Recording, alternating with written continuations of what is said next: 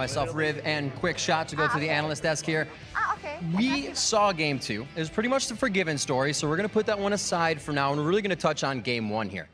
56-minute game, 50 kills, kind of starts to spell the chaos of what happened coming into this matchup. Trev, what did it look like to you? It was messy, to be very, very honest. You know, during the early stages of the game, Copenhagen Wolves, they started pushing the top lane. They did the 2v1 swap. They had Caitlyn and Annie pushing down the lane, and MYM just sat back. They didn't counter push. They didn't try, shove their lanes out. They didn't take advantage of the numbers that they had in different parts of the map.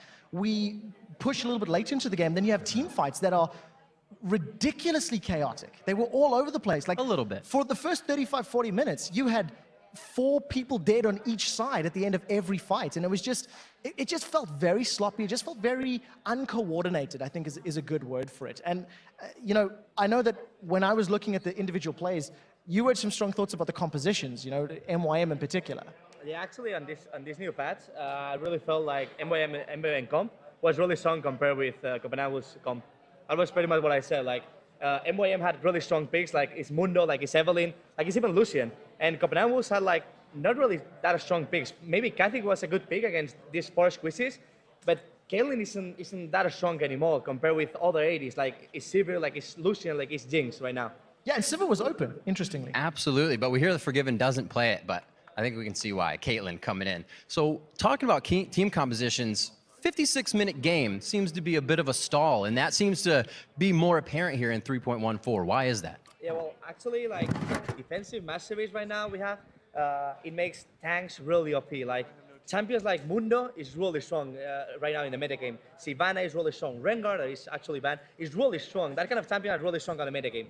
That makes really long games because they are focusing on that kind of stuff, right? Like late game compositions. And we see in this team comp, they have a really late game. That's why Nasus is also really strong. And talking about the late game team comps, the chaos in this, we're going to bring up a replay now to kind of depict what really went on during that game. Trevor, walk us through it before we bring it up. So just before we jump into the replay, I think this is arguably the fight that swung things in the favor of MYM. Up until this point, we're approaching 29 minutes into the game. It's 7 kills to 5, as the score is. There's about 3,000 goal difference between these two teams. Let me pull the replay up on your screen right now, and you can actually take a look. It breaks out in the mid lane, and up until this point, you can still see the metrics and everything still very, very close. But this is another one of these chaotic, sort of messy fights. And, RNA, you can actually talk us through it. Yeah, well, first of all, I would say, like, Copenhagen had only 80 damage. They have full 80 damage with Cathix, with Nasus, with Caitlyn. They have almost no AP, only Elise and Annie. And Elise didn't build any AP damage. So that's mainly the point, that in late game, MYM will have a really strong team if they use focus on armor items. And in this team fight, we had, like, Cathix was coming there. Kathy was coming there to the team fight, and Thresh hooked them. We'll see, like, if you can put play on the replay.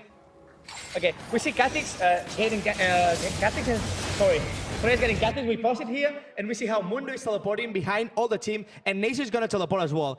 We already saw how Katix dropped half of his HP by only Thresh and Thix damage, and now it's gonna be Thix and Lucian make full damage to the back line of Copenhagen Wolves, while Copenhagen Wolves can't do anything because Thix and Lucian has so much range. Yeah, and this is, again, just as these fights carried on, it's all over the place. People are just carrying on with their actions. They're not really sticking to single targets. Play through the replay here, and, what else is happening here right now? We see Katix get the first refresh on the ultimate, on the E, sorry, but now it's Evelyn one shot, singly alone Annie, and now it's Mundo in the middle of the team fight. Mundo is killing Caitlyn alone, Mundo is gonna kill Katix alone, and Mundo is gonna kill even Elise. Like, he's gonna get so fed in this team fight. And a Mundo fed is something you're not gonna see in this patch. Yeah, it's just something that I don't think either team was really prepared for. It didn't look like they were really, coordinating as a unit. You can see their Elise being shut down by Cubon's Mundo. And after they pick up the ace, the whole team of MYM ends up moving over to pick up the first Baron of the game. I think they got 3 if memory serves. Yeah, and I think you can do that in 56 Copenhagen minutes. Wolves got 1, if I recall correctly. And it was just, it was back-to-back-to-back aces, which MYM did do a good job of getting some towers off later on. And watching that replay, if you were looking at the inventory, the items were a bit different that game. And even Jap pointed out in the beginning, the Evelyn quickly coming out with the Golem Spirit instead of the Spectral Wraith. And as a jungler, What did this do to your mind? Yeah, it's a bit like strange because I usually, when I play Evelyn, we usually go for the spectral right item that gives you so much survivability in jungle. It gives you like almost full XP every time you clear a camp. And right after the spectral right item, against this kind of comp, you have to go either for Sonia's, either for Death by Grasp. And just one guy, like Caitlyn and Kha'Zix, so will be like half SP with only ultimate and Death by Grasp by Evelyn. It's so much damage coming from this combo. But he didn't build Death by Grasp. He just went for Thonia's, Golem, and I think it was Liandry's, Rylai's, and Body Stuff. So he went like Everybody had a little too much money. Yeah, somehow a full AP, but not the real core items on Evelyn, from my point of view. Talking about some of the other items, I was chatting to Bjergsen actually about the match as it was rolling on, and he commented on Charu's build on Ziggs, and he says every time they've played against MYM in scrims, this is with Team Solo Mid, Charu always goes tier into haunting guys, and he doesn't deviate from it. He's like, this is just Charu's build. Like, it's just the way Charu plays. Gonna work. And it's a mindset that's quite interesting. Some of the guys were also commenting on that Spirit of the Ancient Golem, saying, well, he hasn't transitioned, he hasn't moved to the new item. It could be that MYM is sticking to what they know, what they're comfortable with, as opposed to maybe shifting with the times, you know, and it's a question that we'll have to pose to them directly later, but it's a possibility. For me, in kind of team comps, like from game 1 and game 2, I feel like they are not adapting correctly to the actual meta game. Like right now in top lane, yeah, probably Mundo is a really strong pick, also Sivana is a really strong pick, but they are not like, in the second game we saw a comp by MYM was Evelyn, Six, Tweets, I think it was Annie? Tryndamere. And Tryndamere. Yeah. They have no tank. And we were talking about like, yeah, maybe Tryndamere can split push and can make like a really hard time to Copenhagen Wolves. But even if Tryndamere split push, they still don't have a tank on the comp. If you go with that kind of comp with Tryndamere, you need one tank. You need at least like a Tryndamere mid lane and a tank top lane, or Tryndamere top lane and attack in jungle. You need something that can tank the comp of Copenhagen Wolves, because at that moment, Kha'Zix can get a reset from every champion of MeetYourMakers. Well, these first two games have been trial and error for both teams. Both have seemed to fix what is wrong or started with what was right. But now that you've heard what we had to say, let's check our thoughts on the promotion tournament, your thoughts rather. Earlier today, we asked you, which team do you most want to see earn a spot in the European LCS and why? And here are your favorite answers. Trevor, want to read the first one?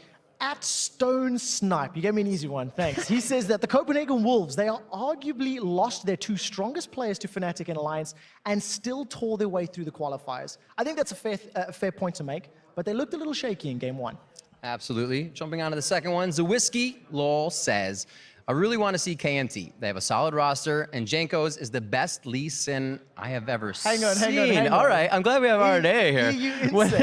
How do you feel? I don't know. I feel weird a bit about that. I guess I really think like right now, I have to say the best Listen or probably the best jungler in Europe is Suk. He's the old jungler of Copenhagen Wolves, and he's really, really strong. He stepped up his gameplay. I saw like some months ago when he was starting to play in Copenhagen Wolves, he was more like a solo queue player. But right now, he's really, really solid, and probably, for me, the best jungler right now in Europe. We'll have to see how his Lee Sin does, I think. For the final one, at iLagos1, he says, SK Gaming has to prove they can be an LCS caliber team without Ocelot, and I want to see them earn it. That's an honest enough response. And, you know, being a member of that once, what was it like with the mentality? Is that something they can do and overcome, or was that a very key factor for them? No, I mean, they can overcome. Like, the bottom lane of SK is really, really strong, really solid. Like, Candy Panda and Nif is probably one of the best bottom lanes in Europe right now. Like, I don't see any weak point on that bottom lane. And also, the rest of the lanes are playing really solid, as far as I know. So, I really think SK has a really high chances on this qualifier. All right. So keep those answers coming all weekend long. Remember, we're at LOL Esports, and be sure to use the hashtag LCS. As Jat said, you have to use the hashtag. And with that, let's send it over to D-Man and Jat at the caster desk for Game 3 action between MeetYourMakers and the Copenhagen Wolves. Thank you very much.